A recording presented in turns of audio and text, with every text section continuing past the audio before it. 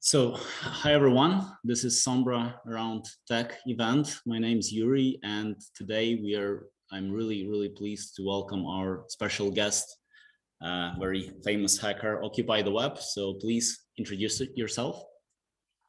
Thanks, Yuri. This is OccupyTheWeb.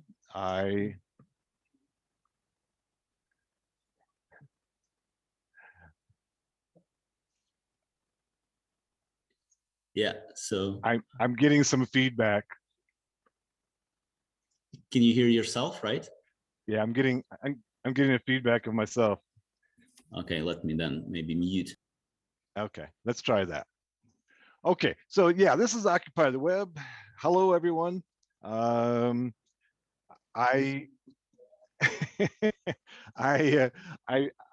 I can't hear myself. I'm hearing both you. Let's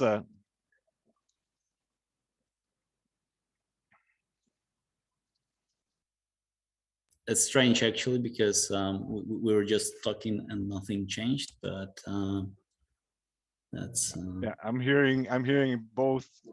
Yeah, and it's going, I'm getting a little feedback of what I'm saying. It's kind of lagging, but I'm going to speak anyways. All right, and we'll just kind of overcome this.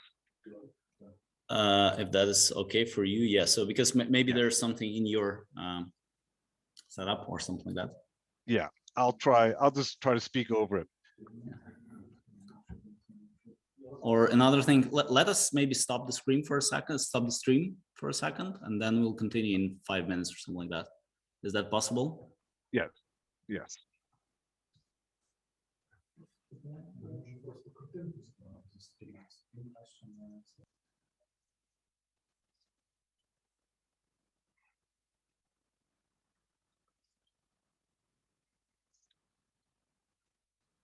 Yes.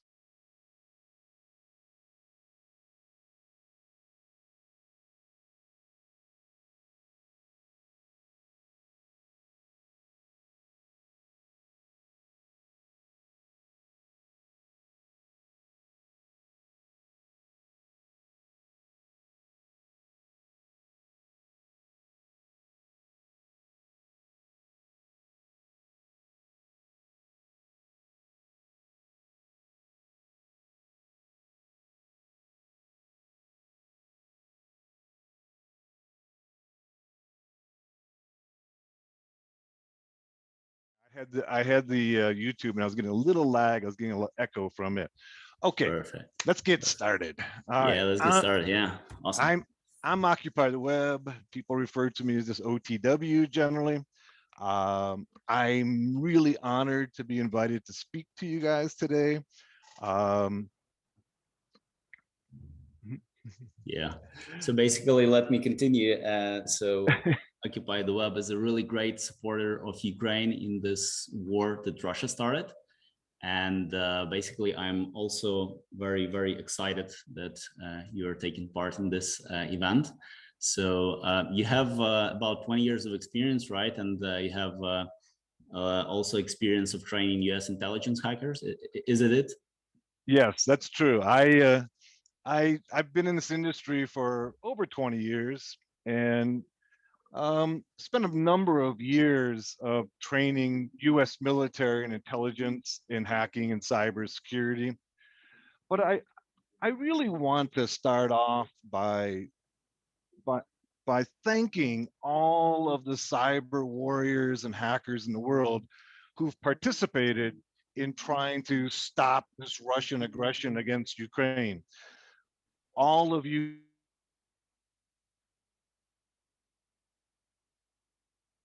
is a inspiration to all of us. So thank you, and you are the heroes. Yeah, totally agree. Basically, so how things are going on like cyber war front lines since the start of it, I guess, in the early days of war. So how it changed, how things are going. Well, the initial phase was largely DDoS attacks against Russia, and we were really successful in basically DOSing that whole country for a number of weeks. And those attempts are still going on, but things are evolving. And that's part of what I want to talk about today is I'm still getting a little bit of feedback here. Let's see if I can do something different. I'm hearing two sets of discussion here.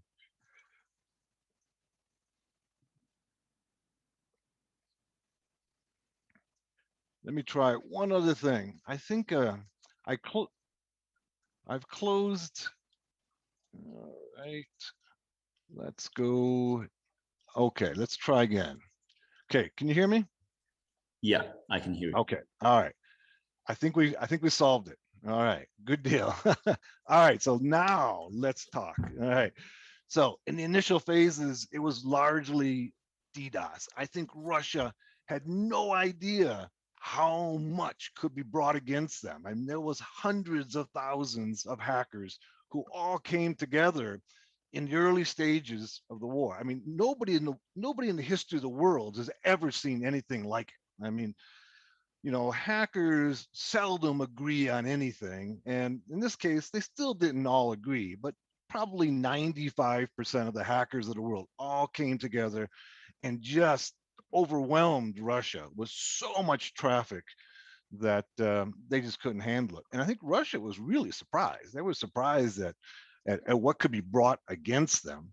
And for at least 4 weeks or so, we largely took down their internet capacities, and almost all of their government and military sites and big business sites were taken down. And they had a really hard time communicating. And if anybody doubts that we were effective, soon thereafter, Russia started threatening us. And they said, we know who you are, and we're going to come and retaliate against you.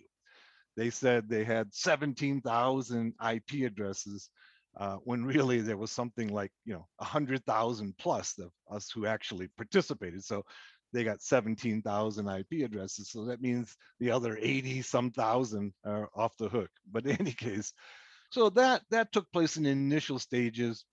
There's still attempts to DDoS. DDoS, as you know, is a really kind of simple attack. It's just basically overwhelming a website with so much traffic that nobody can connect to it. It's just probably the simplest, most rudimentary attack there is out there.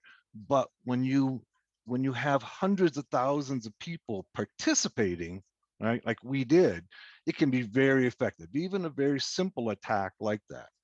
Those attacks continue with less and less effectiveness with time because Russia's responding to them.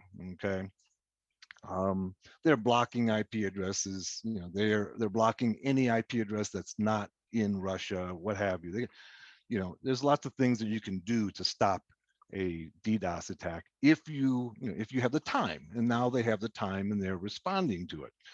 And so the DDoS is becoming less and less effective. And there's been a number of other attacks about trying to get information into Russia to let the Russian people know what Putin is actually doing in Ukraine, because they don't really know. Okay? They don't know what's going on. And they're being told a number of lies. I mean, I have students in Russia, and as I've mentioned before, those students were coming back and telling me, you're on the wrong side. Okay, you are on the wrong side here because Ukraine is all Nazis, and those Nazis, we have to stop them. It's self-defense. And of course, we all know that's not true, but it got very heated between them and I. In any case, we continue on trying to at least throw wrench.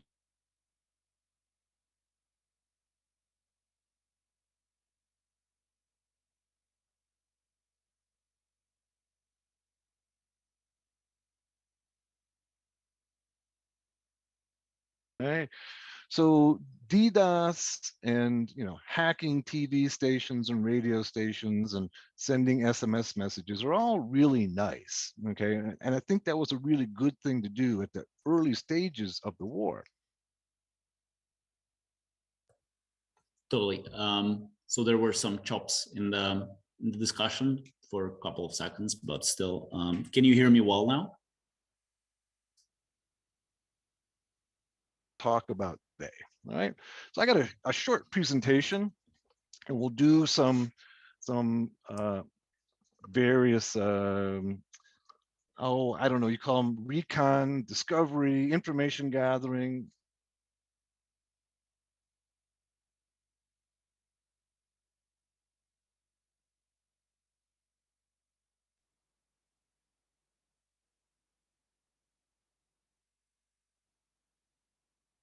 Okay, the next stage of the cyber war to save Ukraine, attacking the Russian industrial infrastructure.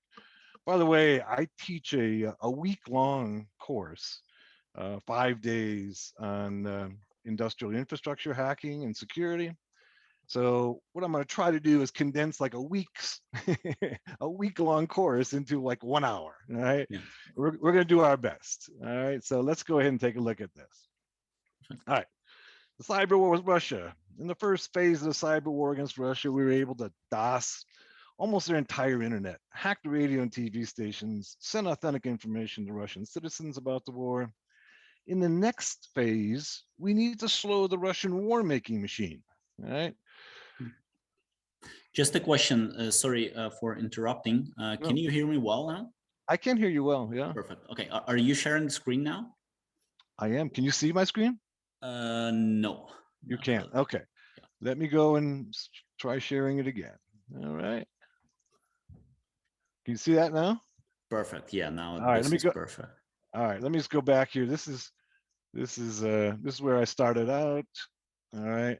And so this is just kind of the basics of SCADA ICS. If you're not familiar with this term, it's supervisory control and data acquisition and industrial control systems. All right. These are the computers that run all the industrial processes. In my opinion, this is like the cutting edge of hacking and information security right now. All right. I've been saying that for a number of years and nobody's been listening. Hopefully they'll listen now. Every industrial process is run by these little computers called programmable logic controllers, or PLCs. They run everything, whether it be refineries, HVAC systems, security doors, manufacturing, chemical processing. They are all controlled by PLCs.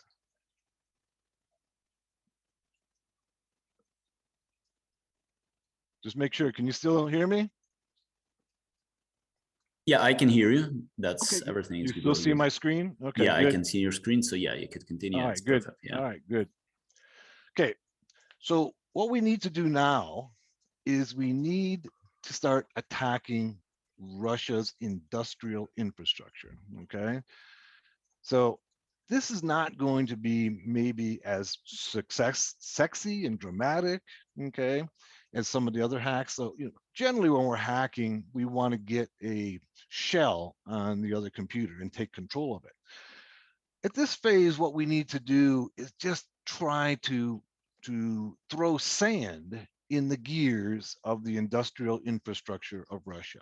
What we want to do is to make it really difficult for them to do anything, whether that be, process milk or refined oil or open and close security doors. All of those things are managed and controlled by these PLCs. We want all of that to be difficult. We want them to wonder with every process that breaks down whether or not we're the ones behind it, okay? We want them to always be wondering whether or not we are the ones who are behind it. That kind of not knowing, okay, of distrust can slow their processes down. All right. So as they have to go ahead and put more and more resources to trying to protect their industrial processes, then that will have a positive effect upon their ability to protect in other areas and run their industrial engine. That's what we want to do. We want to be the sand in the gears of their industrial engine. We're not necessarily going to be blowing up plants, right? We want to just slow their industrial processes down. We will make it as difficult as possible for them to do anything in their economy. And that's what we're talking about here today. SCADA hacking, okay? Our goal is to become a persistent nuisance in their industrial machinery, okay? SCADA ICS hacking can be very advanced, such as if you're not familiar with Stuxnet. Stuxnet was the attack that the US implemented against Iran in 2010, where that was a 3-year process, okay, to attack the uranium enrichment facilities at Natanz. That was a really sophisticated attack and maybe the most sophisticated SCADA attack we have seen to date. We're not talking about that here, okay? We don't have 3 years, right? We've got to do something right now. And so that's what we're trying to do here, is come up with a plan that we can do immediately to slow their industrial processes. It's also important to note that with Stuxnet, the Iranians never really knew that they had been hacked until much later afterwards, okay? That particular hack basically didn't blow the plant up, it didn't take control of the system. What it did is it changed the rotation of the centrifuges so that Iran could never fully enrich uranium. And it took them years to figure that out. That's the kind of thing we want to do here, right? Because we don't want to necessarily blow up plants. No, blowing up plants would be nice, right? But that takes years to be able to manage that kind of attack. Here we want to just be the sand in their gears. So this is a Schneider Electric PLC, right? This is what we're talking about here. This is it's a very simple little computer, right? Here's Schneider is based out of Paris, France. They're one of the largest. Siemens is out of Germany. They're one of the largest, but there's about 50 companies who make these things.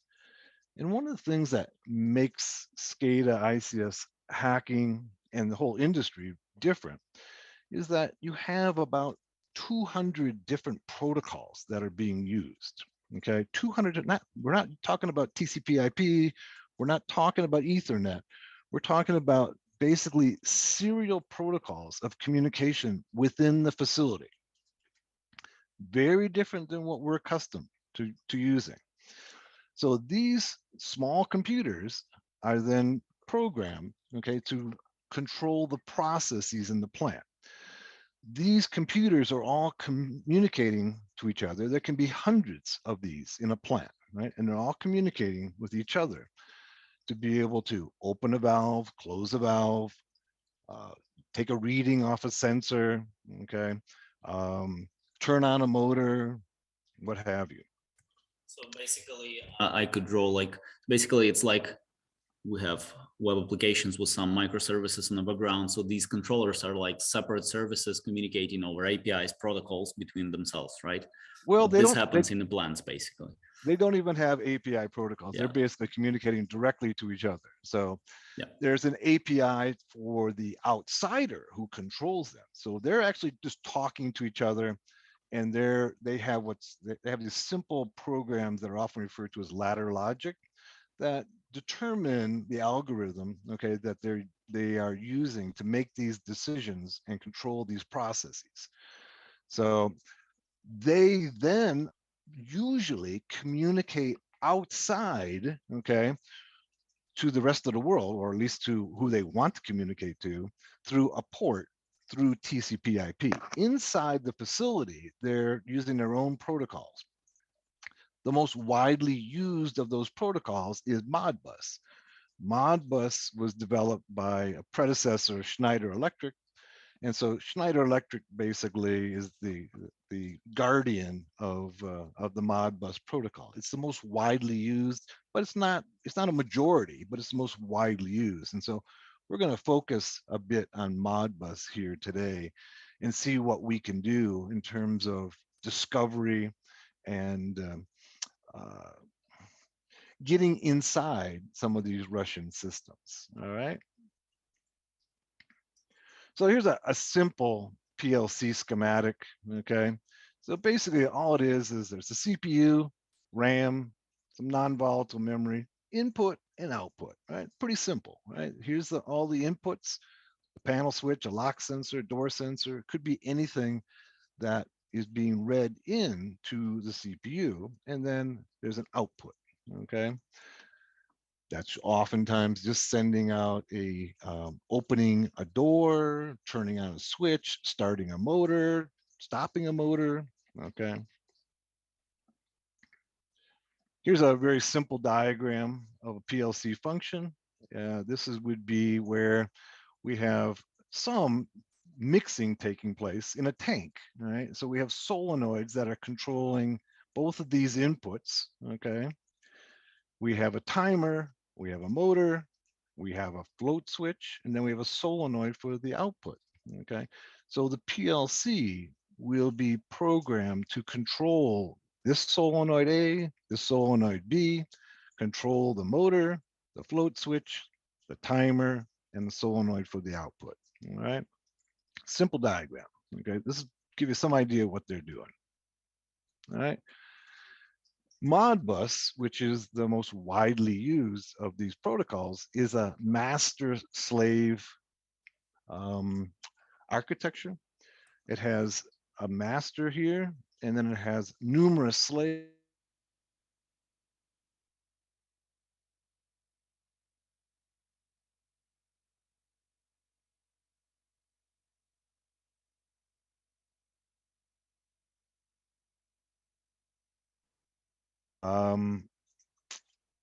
If we can go into greater detail, but it's really a very simple protocol. I mean, it goes back to really the early days of computers, and it's dated a bit, but it's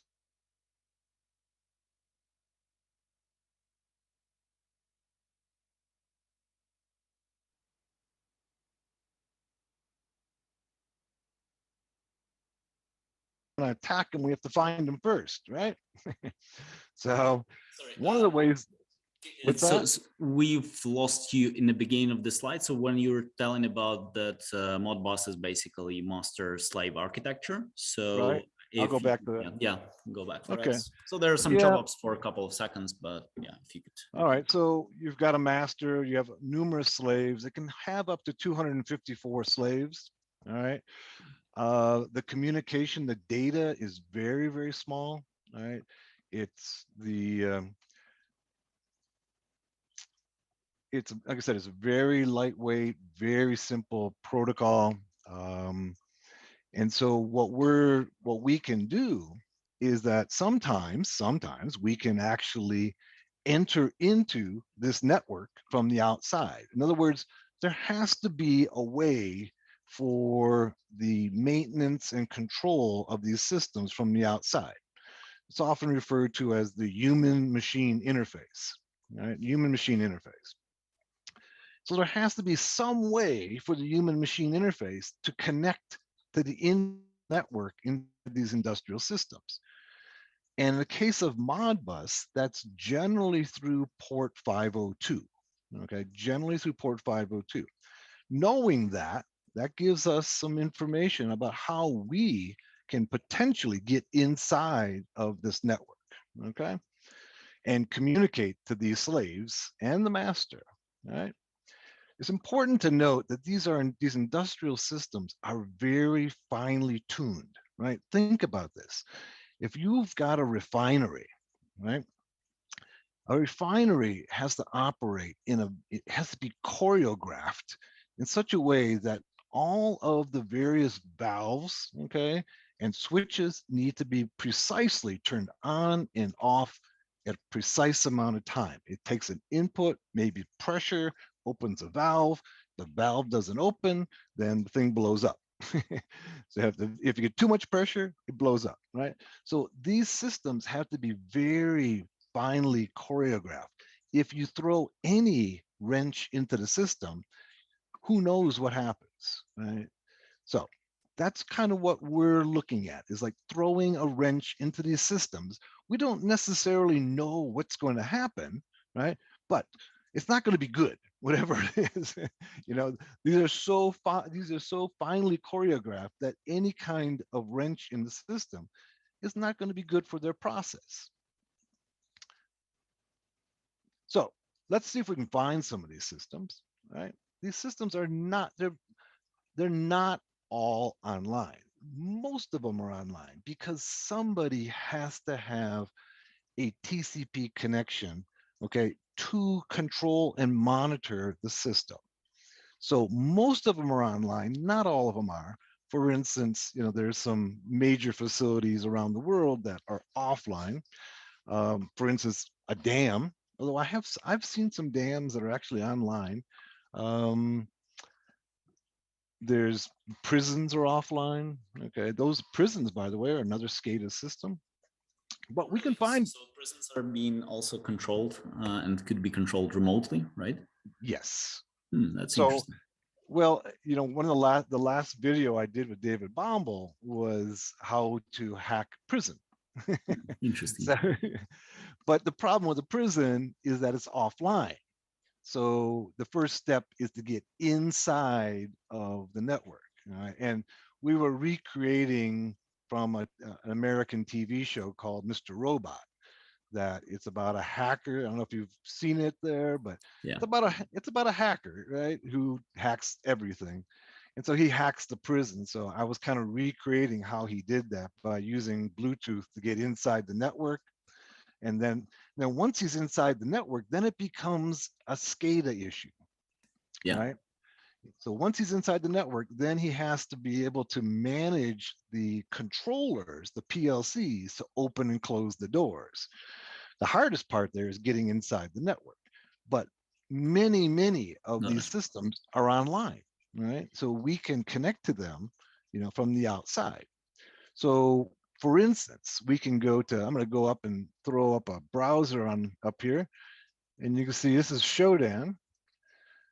If you're not familiar with Shodan, Shodan is a tool developed by a fellow by the name of John Matherly, that what he does is that he pulls um, all of the banners off every IP address and port in the world and puts it into a database, and then we can search that database, right? So basically he goes through all the IPs and all the ports and checks regularly whether anything is any process is running on that port on that IP address. Is that correct? Well, he's grabbing the banner, all right? Okay. So the banner usually will tell us exactly what's running behind that port and that IP address. And we'll take a look at it. For instance, let's go to look at port 502, all right? So we can ask Shodan to show us every system that has port 502 open on it, all right? There's 324,000 systems in the world that have port 502 open. Now, they're not all going to be SCADA systems, but most of them are. You can see here, it says unit ID, slave ID. Remember I was just showing you that there's a master slave system. So what he's done here is that he's gone ahead and grabbed the banner off port 502 at this system in Japan, and then it tells us the slave IDs, and it'll go through and I'll show you how we can do that manually ourselves and get a list of all the slave IDs. That's incredible, actually. So basically, this means that there are some controllers running on that, probably controllers on 502, right?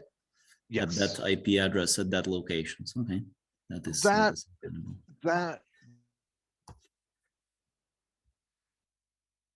Modbus, okay, and we can see the slave IDs right here. So that's one of the ways that we can find them. If we wanted to find all of those that were in Russia, we can go country RU.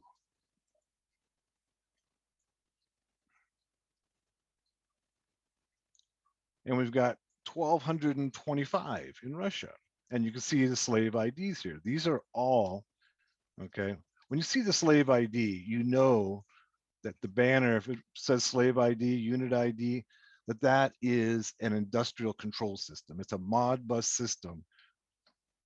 All right. Awesome. Yeah. And let's see what we find here. Let's see, we got some here in, here's Moscow right here. This one's in Moscow. Let's take a look at it. You can see port 502. These are all the ports that are open on that system. All right. Yeah. And then if we go down to 502, you can see the slaves are reporting themselves. All right. Now,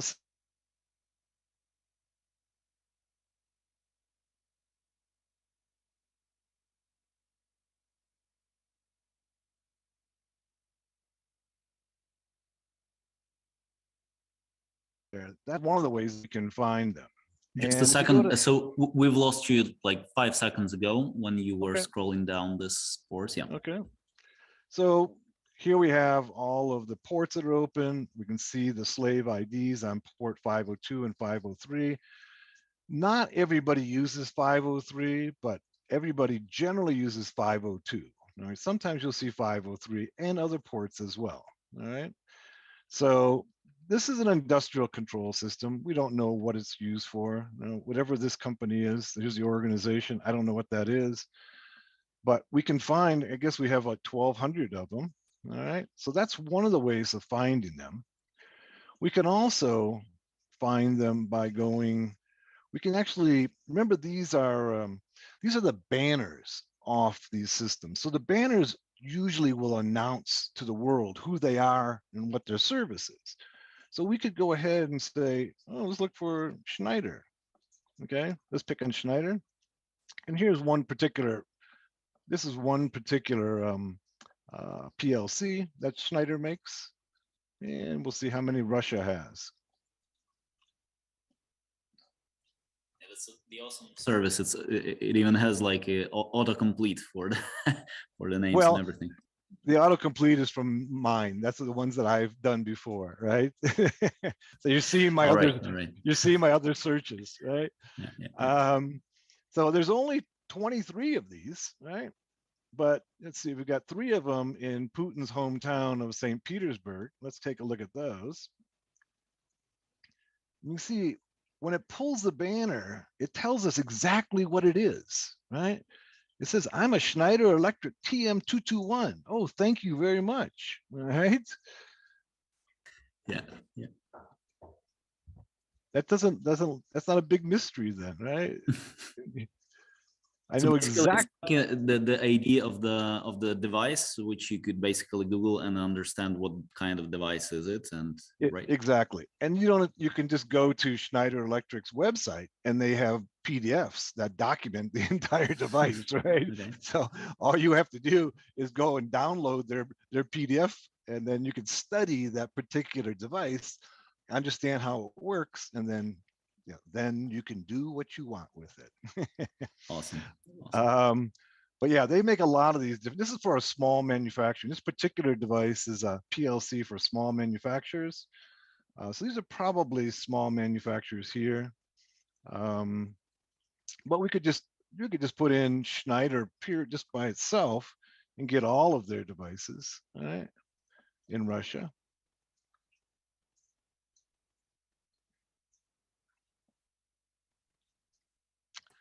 Looks like there's 41 of them that have a Schneider banner.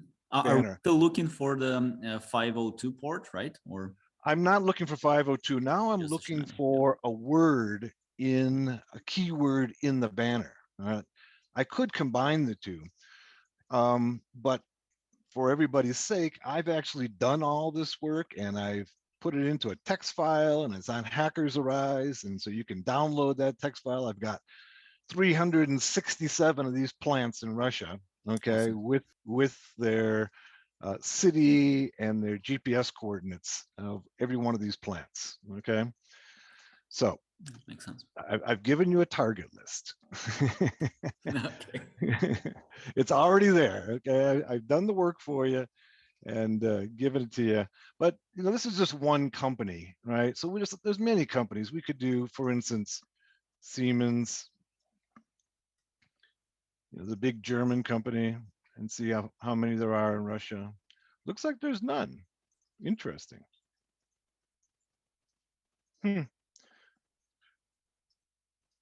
So you have a typo there. So Oh, do I it's have a typo? SIE. Yeah, you've done a typo. SIE. Okay, Yeah. that's why. All right, that's why I wasn't.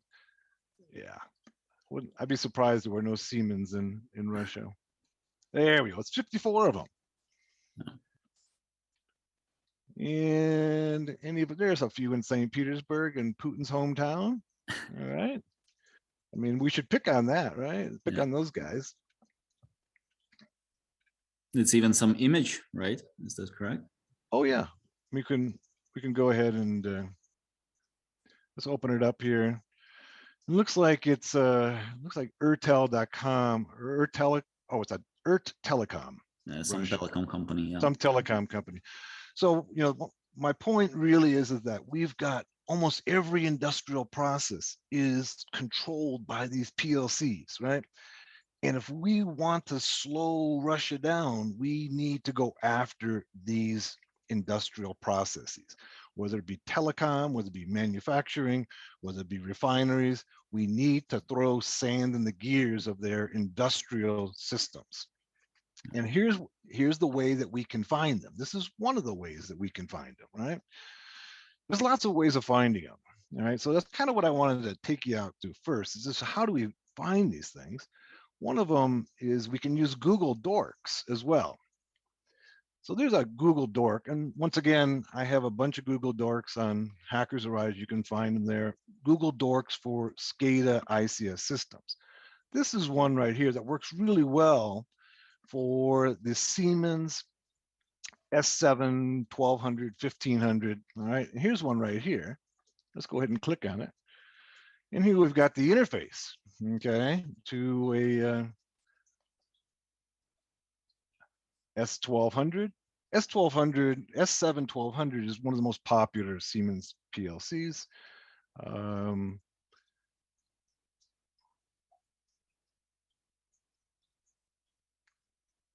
So we are actually connecting. This is real world. Okay, this is not a test system. This isn't a simulation. This is the real world. All right.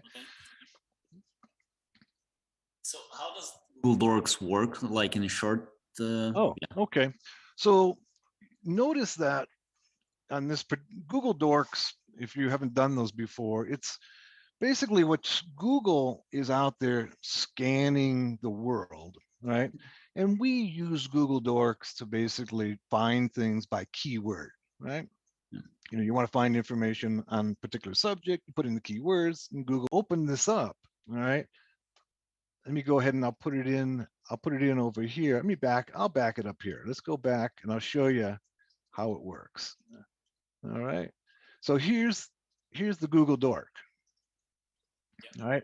In URL, portal MWSL. What we're doing here is we're looking for that snippet, okay, in the URL, any site that has that in the URL, and it's pretty distinct, right? It's pretty unique. So we're looking for any site that has that in its URL. We can also, there's in title, in text, you know, there's many ways that we can go ahead and use Google's information to find specific data or sites on the web. In this case here, this is actually built into the URL of Siemens S7 1200 web server, so that when we use this dork, we come up with all of these various stations around the world that are using it, right? And this is one right here that we're just connected to. Now, many of these systems have default passwords in them. and once again, I think I put this, I think I've got it on my presentation. I'll just put it up on it here.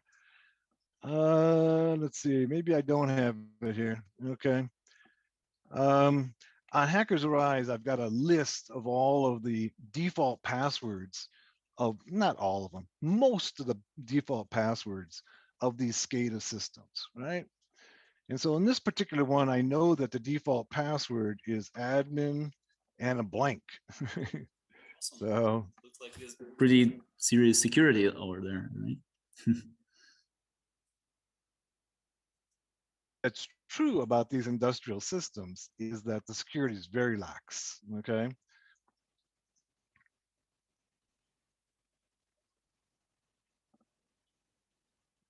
Can you hear me? Yeah, now I can Okay, hear you. good. Yeah. All right, so basically, I was able to log in with the default on this particular one, and I can download all kinds of information on it. So I have the hardware, the serial number, the firmware. So there's no doubt what I'm working with here. I know exactly what this machine is, right? I can even go to, oh, let's see, what do we have? Here's the communication.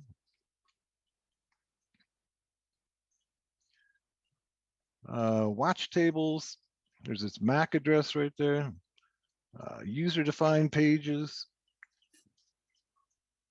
There's the home page of the application. That's just gonna, yeah, this is the company who I'm actually, this is their homepage of their system. I think this is in Poland. Yeah, that's right? Polish, definitely. Yeah. That's Polish. Yeah. Okay, you know it, right? I don't. And then here's the data logs. Yeah. Right. And I can go ahead and download those data logs, and I've got them That's right here. incredible. Here's the data logs for it. This is right. This is real time right now. Okay. So 6/15/22 right there. Yeah, that's today. Yeah. That's today. So there's a lot I can gather in terms of information about this system. All right. And one of the things that I've been doing this for a while, and one of the things that I've noticed over time is that the Russian industrial control systems have gotten more secure. So I think Putin and the Russian Federation were preparing for this war long before it actually took place. I've been noticing for years that they've been getting more and more secure. On the other hand, I've seen, the Polish systems in particular, okay, are really, really lax. I'm really worried about Poland, okay, because I can do this in many, many Polish systems, okay. Yep. And I have done it, and I've done more. I've actually entered into Polish systems and taken control of them. All right. It's not just Poland though. I've done, Romanian systems. I've done Turkish systems. I've done, but the Russians in the last few years have gotten much more secure. But there's still possibilities of attacking their systems. But this particular one is a Polish system. Over here, we got another dork, okay? And this one is in title, okay? Yep. A Schneider Electric. So this is asking Google, do you have any systems, any URL, in this case, there's titles, not URLs, that have this built into it, and it lists me all the IP addresses. Let's try this one right here.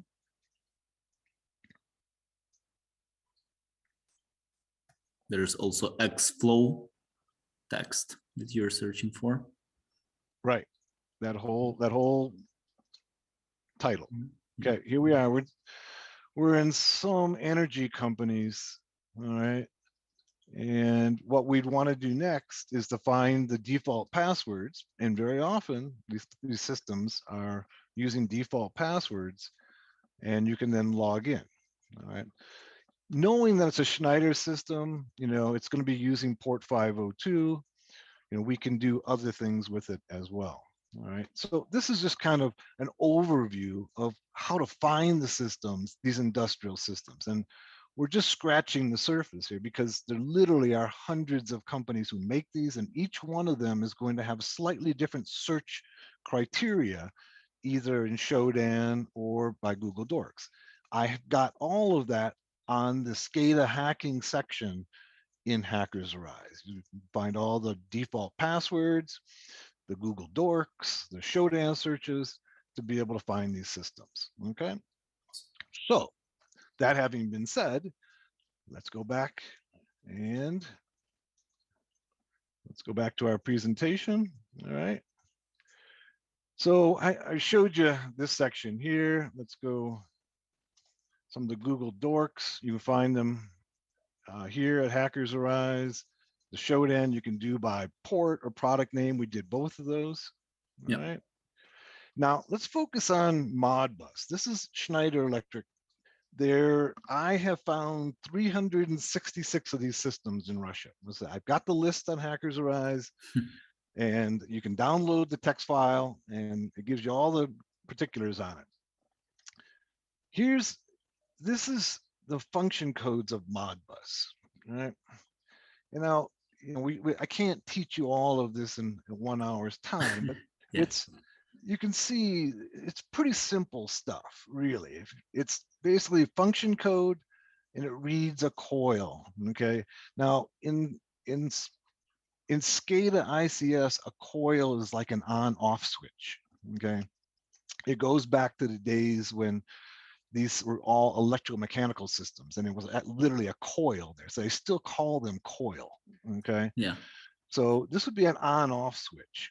And then there's registers, there's holding registers, input registers. And so we can go ahead and read these or write, okay, to these various registers within these systems. Once again, very simple. And then over here, you can see right here that 8 is missing. Function code 8 is missing because function code 8 is diagnostics. And within function code 8, there's a sub-function code 4, which is force listen only mode. Okay. What that does is it takes the PLC basically offline. Okay. It says, just listen, don't send any information. In essence, you've DOSed it. Okay. You've taken it offline. So if you can send that code in through port 502, you can turn off that PLC. You can make it inactive. It's basically still on, but it's inactive. All right. Okay. So that's kind of that's one of our goals here, is to kind of, we're trying to throw wrenches in their systems. So even with this simple thing, you could actually, bring some problems to there. So even just turning off, not having to hack, like even further. Right. You don't really need to hack. You don't, this is a simple, we can send this code into the system, turn off the PLC so that it's not responding to the master anymore. And then all of a sudden things aren't working. Now, what's not working? We don't necessarily know, but we don't have to know, because if one component of this finely choreographed system is not working, then lots of things can go wrong. Maybe they don't, nothing big might not happen, but maybe something big does happen. You don't know. But once again, these are very fine-tuned choreographed systems. If you throw a wrench in, you don't know what the end result is, but we want to throw wrenches in and keep on throwing wrenches in and keep on throwing wrenches in, okay? So that they don't work properly, all right? Back in April, the US Cybersecurity Infrastructure Security Agency put out an alert that said that there's an advanced persistent threat cyber tools targeting ICS SCADA devices, okay? It's probably Russian, okay? That is being used against the West, okay? Against industrial systems. And this came out, you can see it April 13th, right here. So what is that, 2 months ago? And there was a lot of uproar over this, that they discovered this new framework that's used for attacking SCADA ICS systems. And what I'd like to do in the little bit of time we have left is to develop our own APT SCADA ICS device toolkit, right? So here's what the APT, okay, toolkit for Schneider looks like, okay? It runs a rapid scan and identifies Schneider PLCs on the local network, okay? It can brute force the passwords. It can conduct a denial of service attack. It can sever connections. It can conduct the packet of death. What I was just showing you a minute ago with the function code 8 subcode 4, that's a packet of death, okay? So that's what they found in this toolkit. That's not a big mystery for the people who work in this industry, right? But I think the big to do about this particular framework is that it's easy to use, okay? It's simplified, you know, maybe like Metasploit or other hacking tools are. It's You can send really incredibly easy to use. I mean, like sending those, it looks like, yeah. Mm-hmm. So that's what I want to show you what we can do. Send custom Modbus commands, all right? So that's all that's built into it. So let's go ahead and let's open up Kali and let's do those things, all right?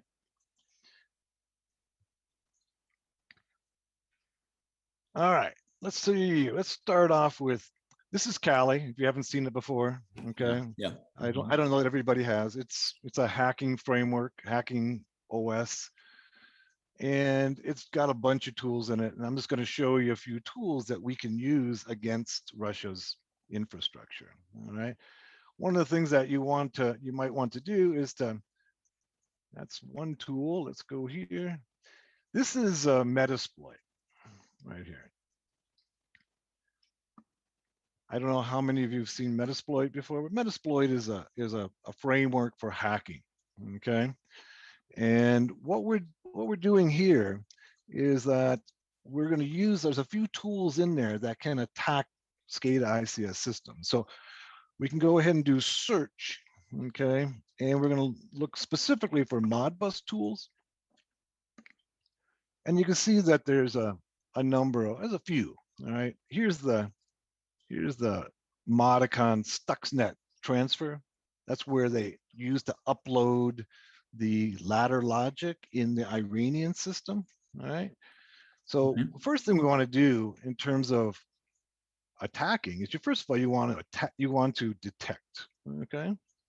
So when you type search Modbus, what exactly does it search for? Because like Shodan searches for basically all the IPs and protocols. Here, what does the Metasploit search for? Okay, Metasploit has a bunch of modules in it. Maybe I can open it up separately and just show you. I'll close it down, okay, and then I'll start over again, and maybe that'll help. All right, let's go quit. Oh, it says I have active session. I'll just close it, and I'll start it up from scratch so you can see what it does. So it's MSF console, all right, and it's a framework for hacking, attacking. It has a lot of modules in it that you can use for reconnaissance and then exploitation. Yeah. And what we're doing is we're looking for modules that are built into Metasploit that attack Modbus. So you can see here, it tells us it has 2,200 exploits, 1,100 auxiliary modules, and the others, you know, this isn't a class about Metasploit, but let's go ahead, then we can go ahead and then search for these modules that have the keyword Modbus in it. And that's what we're doing. All right. We're not going out onto the web. We're looking within this particular tool. Yeah. Clear. And then what we want to do is we want to go ahead and do Modbus.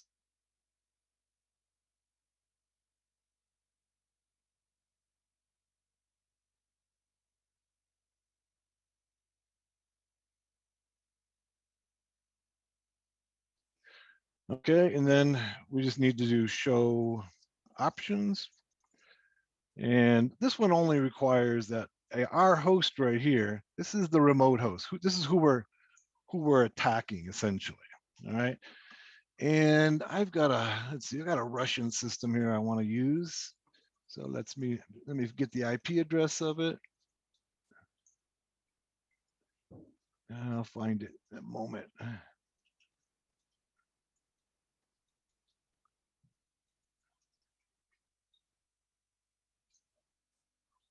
Okay, got it. Okay, so we just got to go and set the R hosts to that Russian system. This one is in Moscow. All right. And it's on my list at Hackers Rise of all of the industrial control systems that are using Schneider in Russia. Yep. Then we do run, and it comes back and says, "Yep, okay, there is, it is running Modbus, right?" Then the next step is let's find the unit IDs. Let's get the IDs off all of the PLCs.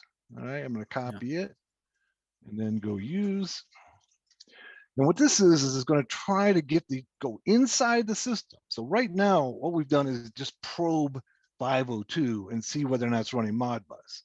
Now what we want to do is to get inside the industrial plant and find out what essentially the IDs are of all the PLCs. It's kind of like doing a ping to all of the PLCs. We're going to see if they're alive or not, okay? And then ask them what their number is. Once again, this is real world. This isn't a simulated system. This is not an educational system. This is actually in Russia right now, okay? So let's go and see show options. See, the only thing we need is our host right there. So we'll set the same our host. And it's going to be 8128. This is in Moscow, someplace. And then run. Now we're going inside of that plant, okay? We're going inside the plant and asking to see whether each one of the PLCs is actually running, okay?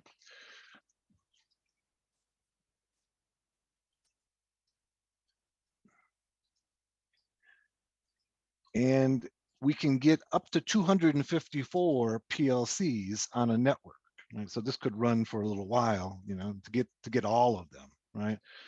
So we know that this plant is running Modbus. We now know what the station IDs are. This is basically the station ID is an ID of each PLC.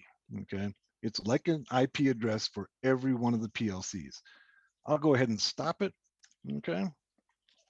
So each one of them is basically separate, like master or slave. Is that correct?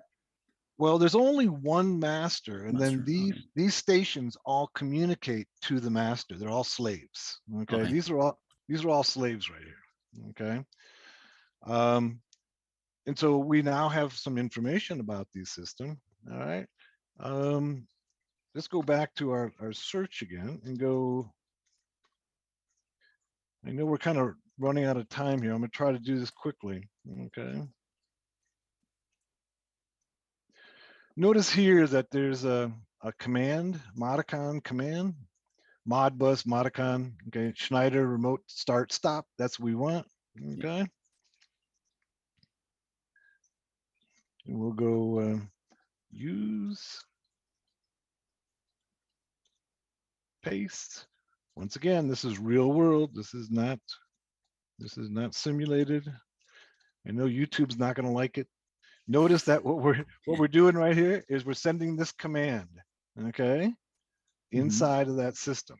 All right, on port 502, we got to set the R host, and once again, we're going to set it to the same system in Moscow. Hello, Putin. Okay, and then go run, and it's sending a stop to that PLC. So does it send this operation code that you've shown previously, right, under the hood? Say that again. Does it sense this operation code that you've shown in the Modbus like documentation list of operation codes? Yes, it's sending the diagnostic 8 subcode 4, and that basically stops it. Okay, so we've stopped it right now. So if we could do this to all of these 366 systems in Russia, they'll restart, the operator can restart it. Okay, so it's not going to be a permanent situation, right? So the operator, there's somebody somewhere who's maintaining the system, and they may have just seen what I did, and then they'll restart it, right? But if you keep on stopping it for them, you're likely to throw a wrench in their operation. That's what we want to do. All right. One more tool. I know we're right at the hour. I'm going to show you one more tool that's really useful. There's lots of tools, but here's one that, let me see, I've got it over one of these other windows here. Let's see.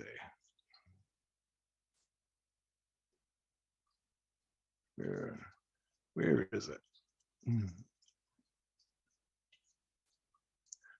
Whoops.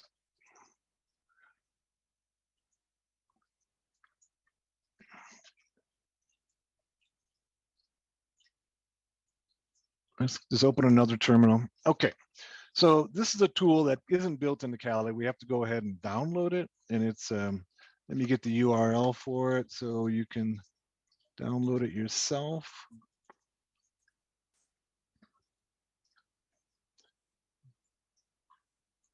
It's sudo gem install Modbus CLI. All right. Put a space in there. It's a Ruby script. That's why it's a gem. All right. I've already got it installed. So there it goes. Okay. So what this will do now is that it can go inside that port 502 again and start pulling information out of that system. All right.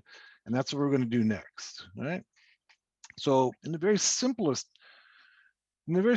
way, we have to know a little bit of the nomenclature that Schneider and Modbus use to be able to run this command. But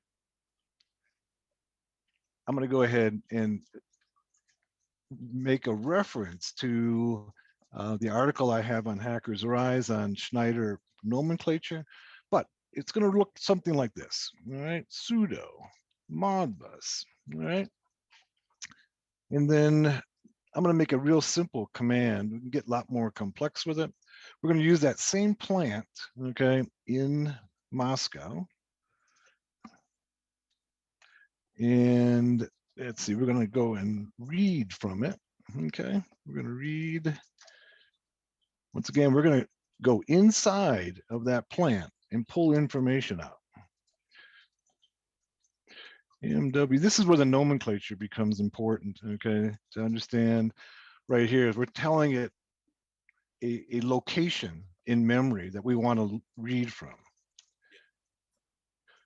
And then we're going to go and we've pulled out the contents of memory from that particular PLC.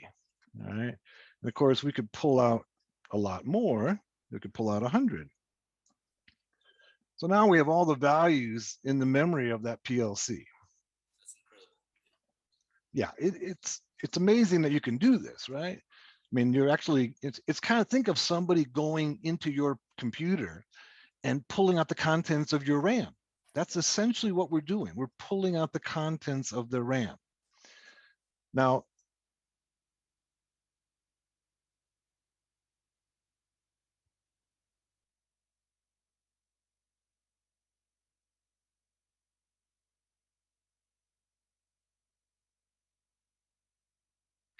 maybe Putin detected me. Let's try again. You were lost for like 10 seconds or something like that. All right, let's go back. So this is a 100 locations in RAM on that system. What I did, and I tried, we can go different areas in RAM and be able to pull the information out. And we're using a special nomenclature that Modbus uses. All right. So what we're using here is we're using the MW. Okay. Is word All right. All right, we got that. Then we got MD is double word.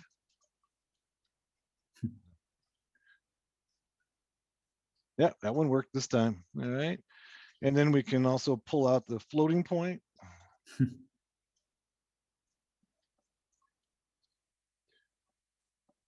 And so, you know, like I said, imagine going into your RAM. Looks like you've dropped again for.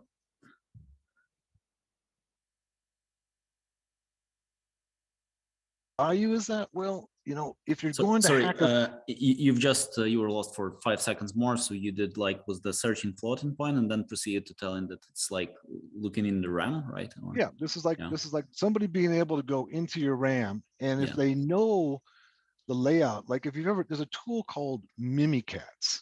Okay, Mimikatz is a tool that pulls your RAM, and then you can parse the RAM to find the information, including passwords. Okay, Yeah.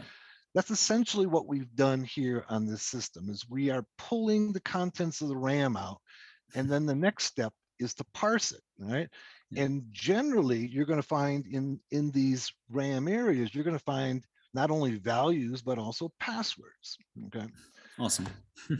Now, in some systems, you can actually write to them. Now, this one is not going to let us write. I'm going to show you. I tried writing before we came online here, and this one at least has enough security to not allow me to write. But let's go ahead and try it. I'm going to write the IP address. What was it? There it is.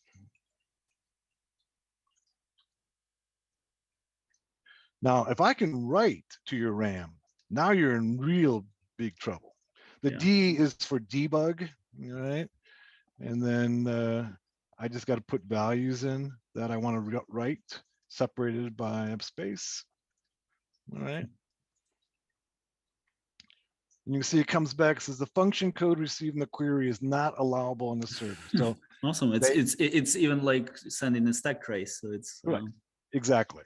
Awesome. So it's and this particular one, but I've been able to write to a lot of industrial control systems and be able to put my own values in. As a matter of fact, you know, I have video of it that is on Hackers Arise of my writing values in. Of course, I always put them back, you know, because I don't want. In this case, maybe I wouldn't put them back, but in many systems, I can write, and then I don't necessarily know what those values are going to do, but they're not good. Yeah. Changing the values in there is not good. It might very well be, say, the pressure that the valve opens up at, right? If I change that value, what's going to happen? I don't know, right? So I think that with that, I'm probably going to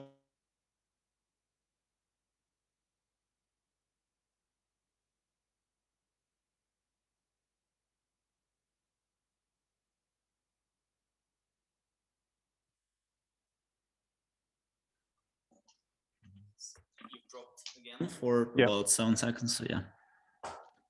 I was just suggesting that we probably stop right there. I mean, we could go do more and more of this, but it gets a little esoteric, especially if you don't know the memory nomenclature for Modbus. But why don't we stop right here and take some questions? Yeah, perfect. So thanks for that. You could stop sharing now. And yeah, perfect. So basically, as for the questions, there is one interesting question. So I'm sure there's a lot of interesting questions. Oh yeah. So one is this: just if you could briefly touch on a topic of detecting honeypots. Yeah, that's one of the things that Shodan does for us is it'll actually has a honeypot detection, right? So one of the things that you can well, let's look at Shodan. All right, let's go ahead. I'm going to open it up and show you. Okay, so we'll come back to sharing screen. Yeah, and Shodan will actually tell you that, hey, this is probably a honeypot. let's go back and look at some of the results here. What is the And honeypot, basically? oh, what is a honeypot? Well, a honeypot is a system that has been put online to delay, distract hackers. It looks like a regular system that can be hacked. Usually looks very vulnerable, right? Yeah. And it takes the idea is to get the hacker to attack it rather than the real system. And then there's somebody monitoring the honeypot to see what you're doing, the hacker's doing, Yeah. to learn what techniques and tools that they have. This is honeypots are used by a lot of people in the security industry, including the AV industry. The AV industry uses them to collect malware, right? Yeah. So you put out a machine and then somebody attacks it, and then you watch to see what they use to attack it. Okay. In So it's terms of like a fake system, and you could encounter it and start hacking it into it, but actually it's not a real system. It's like be some fake system which gather the data about your hacking, right? exactly, it's to gather information about your hacking. And Yeah. in the case of Shodan tries to do a detection of honeypot, let's just go and do a port 502 search, and you'll see that many of the systems will have indications that they're honeypots. Okay, let's go through and see.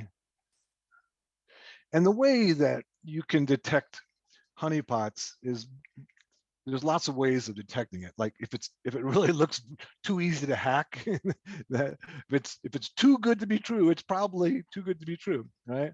But you can also tell because the honeypots tend to have the same MAC address or a group of MAC addresses, right? And so the way that Shodan and other people do detection of honeypots is that they check the MAC address of the interface, and the honeypots often have the same MAC address. Okay. I'm just going through here, and I usually see quite a few honeypots in here. I'm not seeing any right now. Maybe Shodan added some, query Well, parameter, like search for honeypots. usually, let's just go. Usually, you see some here. See, it says ICS. It'll say honeypot. Okay. Let's go. Let's see. But if you have questions whether or not it's a honeypot, this is one of the ways to put the IP address into Shodan, and they have a function that tries to determine whether it's a honeypot or not. So I hope that answers the question. Yeah, that definitely answers Okay. it. So yeah, thanks for that. So the next interesting question is basically how not to hinder coordinated operations performed by official cyber attacks. So is such situation possible in general? So from what I've understood basically is that how not to distract other hackers, maybe official hackers, who are hacking some system, and you're trying to do it at the same time, and in this way you could corrupt the original attack. And it doesn't happen in general.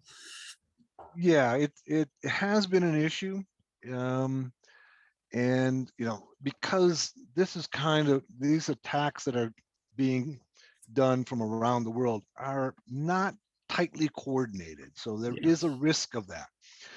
At the same time, I don't want to discourage anybody from using their best efforts to stop Russia. I mean, yes, there is that possibility that we actually will interfere with, an official hack. But quite frankly, I think that the numbers that we have are being very effective in stymieing Russia. So yeah, there's a possibility that we get in the way once in a while, but I think that's a risk that I'm willing to take. Yeah, that makes sense. Okay, no, that I also had this question because especially in the first days there were like tons of Telegram channels, and I was also wondering if someone would not corrupt the attack. But yeah, that's a pretty good answer, and thanks for that. Basically, there's also one more question. So I know Kali has proxy chains already pre-installed, but is this enough for you? Yeah. So proxy chains is effective as long as the proxies are good. right? Okay. So proxy Right. chains works really well, but the question is what's the quality of the proxy? Now, if the proxy is keeping logs, right?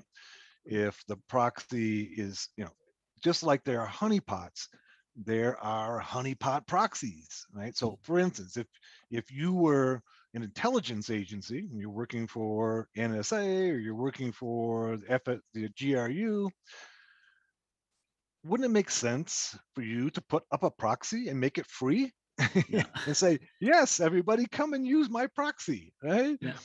And then I will watch all your traffic and see what you're doing, right? Yeah. So the key is that proxy chains works well, okay, as long as the proxies are secure and they're not keeping any logs. So it's really a question of proxy selection. Yeah, that makes sense. I remember you were mentioning, like in interview to David Bombal, that you actually the Tor itself has its exit nodes in somewhere in the NSA or something like that. So yeah, I'm Yes, guessing the it's the same thing. Tor has its issues. I mean, if you're concerned about being detected by NSA and NSA Oops, looks like it dropped out again.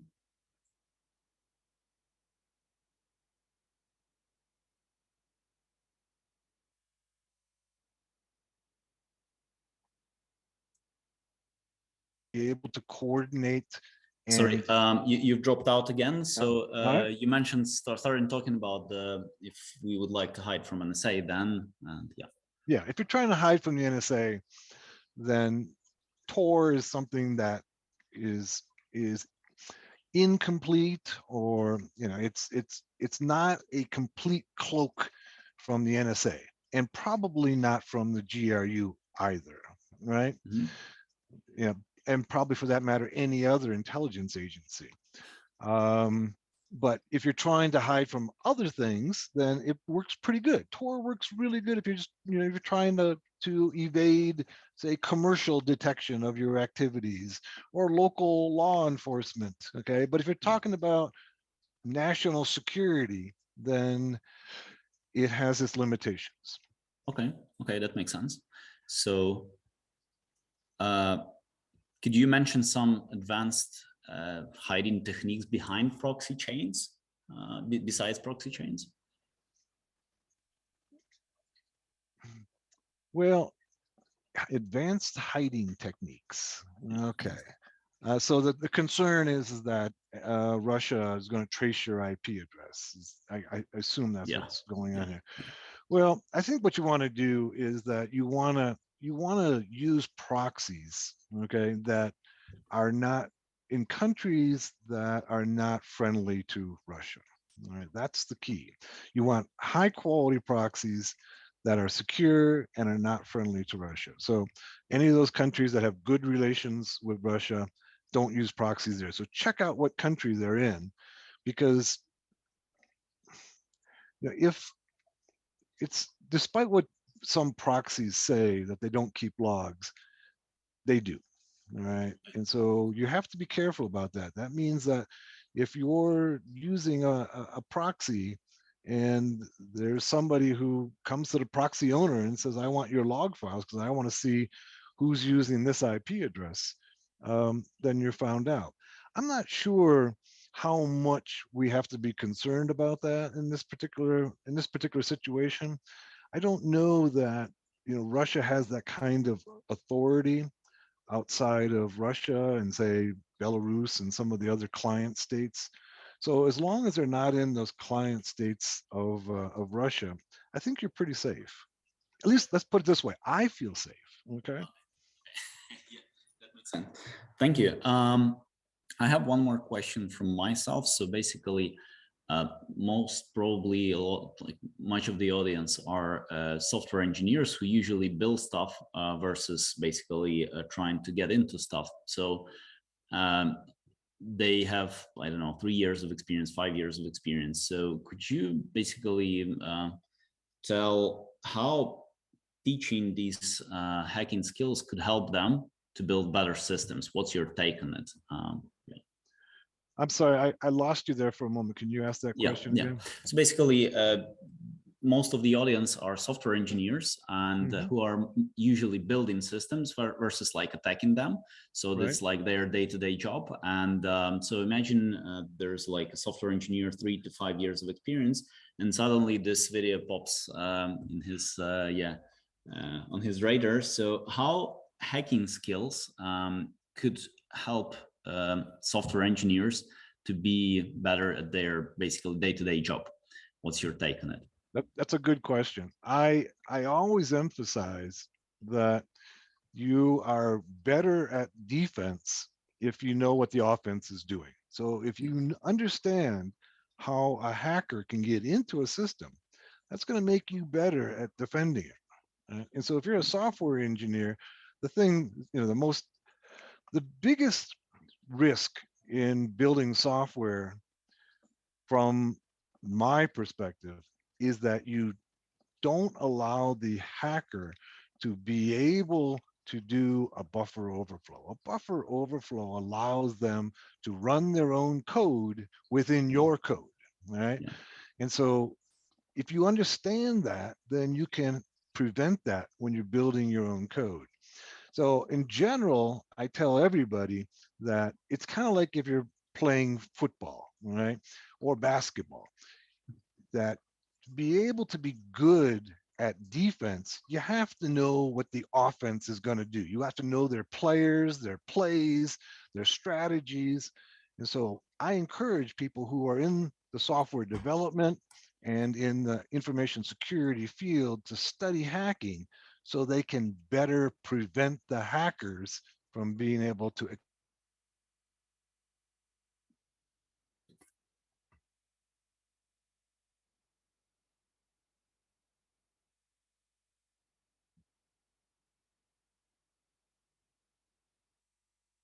I lost you again. Yeah. I've lost you like 5 seconds. So you were talking about like the football and being good at defense is like understanding what player against you will do. So exactly.